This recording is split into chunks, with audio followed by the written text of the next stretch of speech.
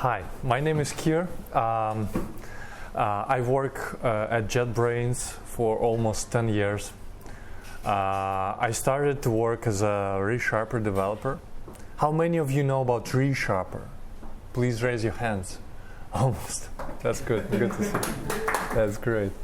So I became one of the principal engineers in Resharper, and back in 2015, I guess, we decided to make a prototype of our new IDE, .NET IDE. We call it Rider. And after a year, it turned out that it working out pretty well. So we decided to continue making our own IDE. I wish I could speak to you Japanese, but unfortunately I cannot.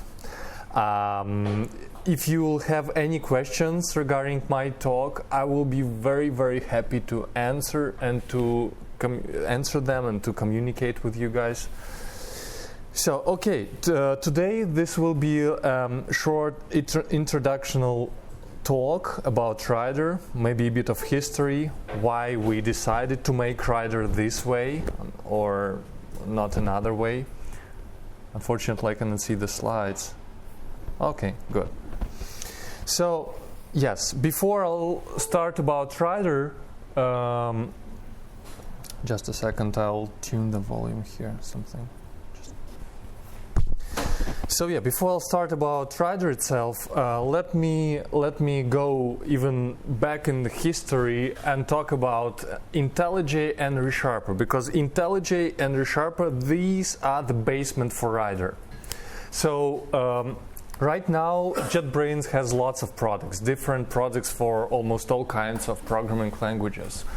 Ruby, Go, C#, C++, and Java, and lots of others. All these IDEs, I'm not talking about server-side products like TeamCity here. So all these IDEs, they came originally from IntelliJ as a platform. So IntelliJ was invented by JetBrains in the early 2000s, in 2002, maybe 2003. And from the very beginning, it was competing very hard with Eclipse. The other basement for Rider, Resharper, was invented also maybe in 2005.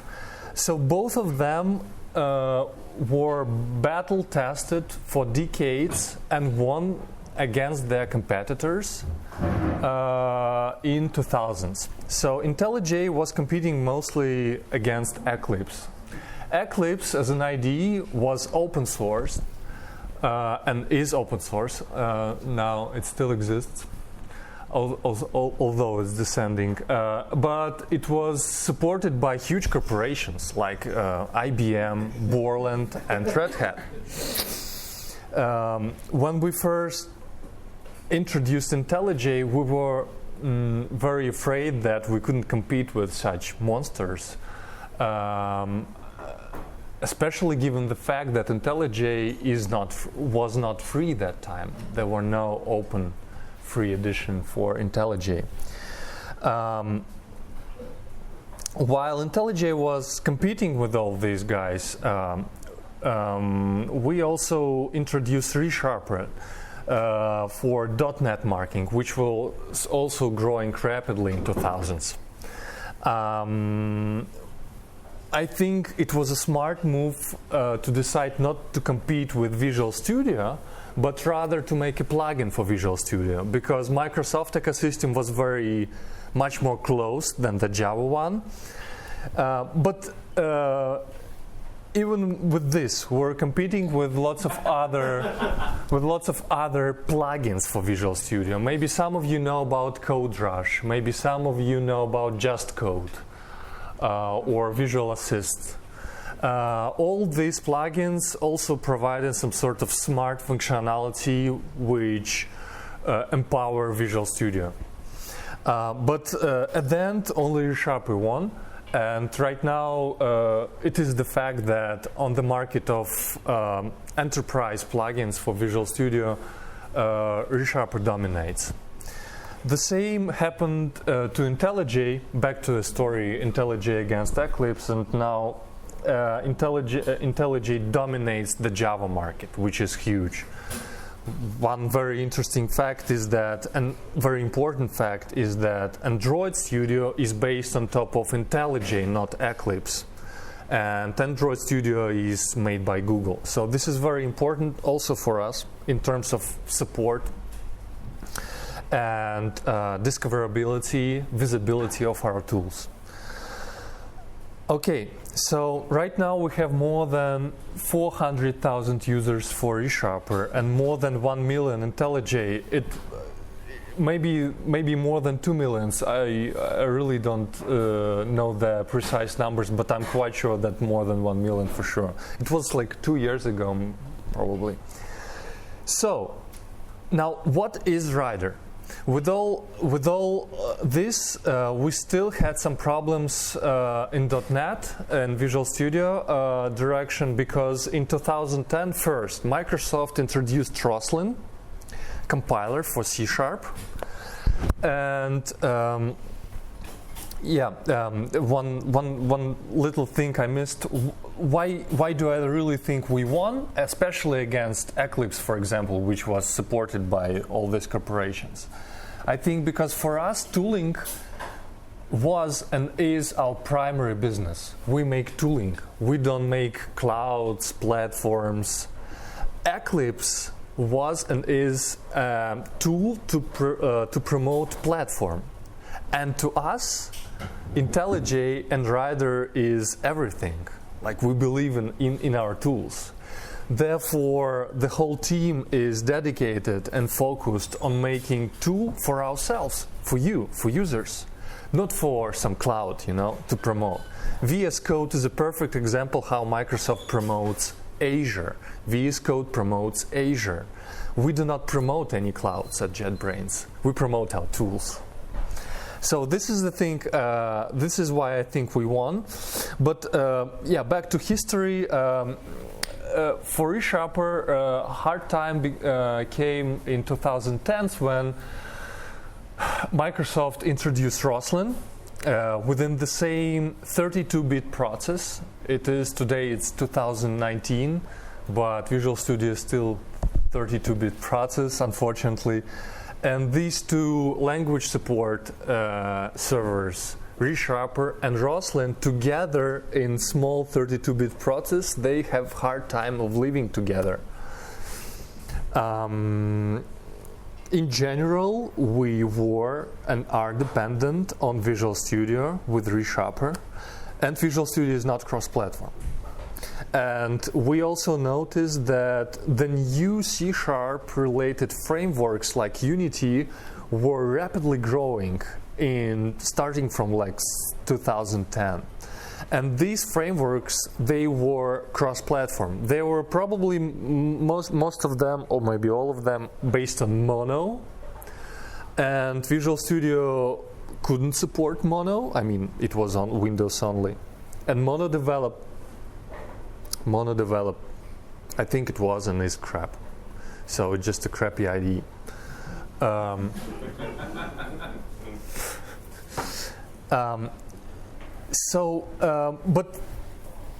we sit down together and we're talking like, how would we make our new IDE? If we'll make it from scratch, we cannot compete with Visual Studio because we have to re-implement all these features, thousands of Resharper features from scratch. It will take decades, years of work.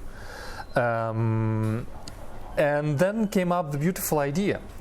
Let's take Resharper, but make it not as a plugin, but make it as a standalone process, as a standalone server, feature server. Let's take IntelliJ as an IDE, as a front end, but the light version of IntelliJ, without all this code analysis, without all this smart stuff. Because all this smart stuff, like code completion, is being done there on the Resharper host. Resharper can do this. Now the only thing we have to do is to bind these two guys together so they can communicate with each other. And we did it, and this is Rider. So we can say that Rider is IntelliJ plus Resharper. It combines the user interface and some of the features of IntelliJ, and still it has lots of all these thousands of features of Resharper. And as you can see, with this approach, we didn't have to re-implement all these features. We got all these Resharper features like this, which was awesome. Also because IntelliJ is cross-platform and Resharper as a host is also cross-platform and right now is being run on Mono. All this combination can be run cross-platformly, not just on Windows but also on Linux and on Mac. Another very important stuff about this architecture, maybe it's too technical, but I have to say this. The main performance problem of an IDE is the smoothness of UI thread. Yes, so there is a desktop application, lots of threads, and there is a user interface thread, which is responsible for responsiveness of your application. How many of you do Unity game development? Some of you, okay. For game dev guys, it's like a rendering thread. Rendering thread should not be occupied, okay? So which factors can occupy the UI thread? Garbage collection. We all love C#, but C# as a managed language has garbage collection, memory traffic. So with this architecture, the garbage collection is performed in a separate process, which does not affect the UI. So therefore, this architecture promises a good performance with lots of features. So this is our message to the market, to our users. For example, Visual Studio is quite powerful, but it's not cross-platform. And it's not very feature-rich. Okay, it's like powerful, but it's not very fast. VS Code is very fast, true, but it's not very powerful in terms of features, functionality. Now, Rider combines all of these 3 points. It is cross-platform, fast, and feature-rich. So regarding the regarding the years, in 2014, yes, we started the prototype. In 2015, as I told you, we realized that the whole idea worked out, and we released the first version of Rider 2 years ago, in August 2017. What is even more interesting is that apart from these 2 parts inside Rider, IntelliJ and Resharper, there are some others. And all these others are connected with our own protocol. We developed our own protocol. It is open sourced. You can find it on GitHub, github/get-brains/rd. So RD protocol. And with this protocol, we really made a distributed IDE, first time in history. And then we realized that we can bind not just some parts of Rider with each other, but we also can bind Rider with other programs like Unity Editor.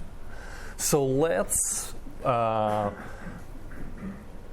build this protocol bridge between Rider, Unity Editor, and create new features which know not only about your C# code, but they know both about C# code, scripts, and Unity game scenes, and all the knowledge all the API that Unity gives us.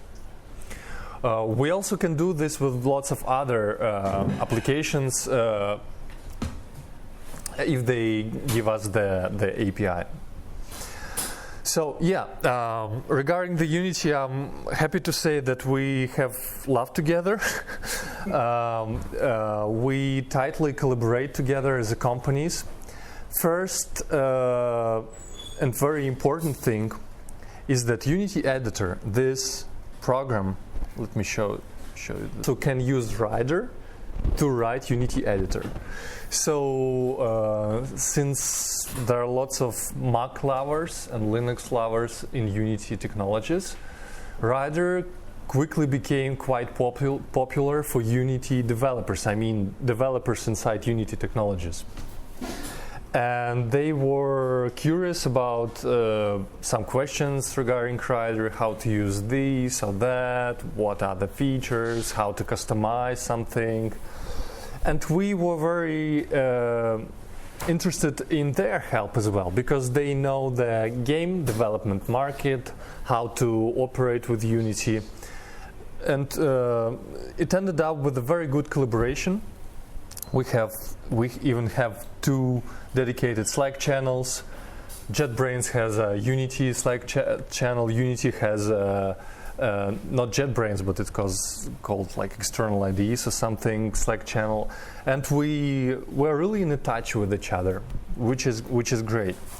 One of the great examples of this collaboration is our performance inspections, which were actually delivered. This expertise of the performance inspections was delivered to us by Unity folks. So it turned out that there are 2 or 3 guys in Unity technologies which travel across the world, across different companies, and they help real game dev studios to tune the performance of the applications. Like a company says, sorry, our game sucks in performance, please help us. Okay, they come, inspect the code, and say, hey, you do repeated property access of built-in component which is inefficient or something. They fix it, but what is even more exciting, they collected the knowledge base of all these issues. And then we asked these folks, and they gave us all this knowledge base, written, of course, in English. We inspected this, investigated, and based on this knowledge, on this expertise, we developed these quick fixes, these inspections, which help game developers to write faster games. Apart from this 3 points I mentioned, like cross-platformness, feature richness, and being fast and responsive, we also decided to invest more in Unity direction. And this is a great example of feature which, to me, just mind-blowing feature. What can we do here is that we can analyze the YAML, because all the game scenes in Unity are described in YAML as a language, YAML. So we parse all these YAMLs across the whole game, and we can search for usages of a game script inside this YAML, for example. And for example, when you rename your script, your mono behavior, it will be also renamed in a game scene, or you can find the usages of this. This is also a great example.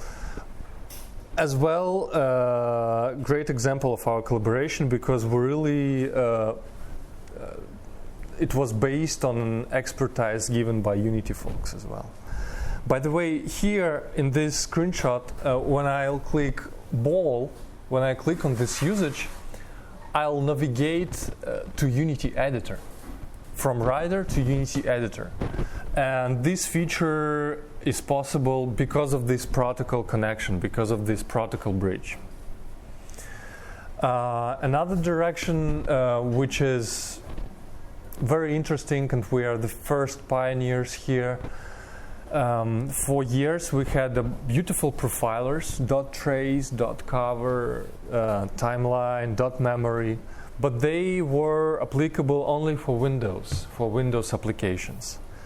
For the last 4, maybe even 5 years, our developers made huge tons of efforts to make it happen for Mono and for .NET Core. So starting from 19.1, I guess, Rider can profile Unity editor with its embedded profiler. And starting from 19.3, which will come up later this year, Rider will be the first tool which will have tests coverage for Unity and continuous testing for Unity as well. I know that game developers do not tend to write tests a lot, but still, some of them it will be helpful. Okay, so quick introduction. It was a quick introduction. Why do we believe in Rider? Why we think it will succeed against such huge monsters, against such a Visual Studio or VS Code, and it is succeeding. It's getting more and more popular. If you have any questions regarding Rider, if you're already using Rider, I will be very happy to chat with you, even if you just have some feedback. Also, there are my business cards. I left them on the table, so they should be somewhere there. I will be happy if you'll ping me via the email or Twitter or even a telephone. So yeah, go ahead. So I'll continue today with the live demo where I'll show Rider live. I hope you enjoyed the introduction. See you. Thank you.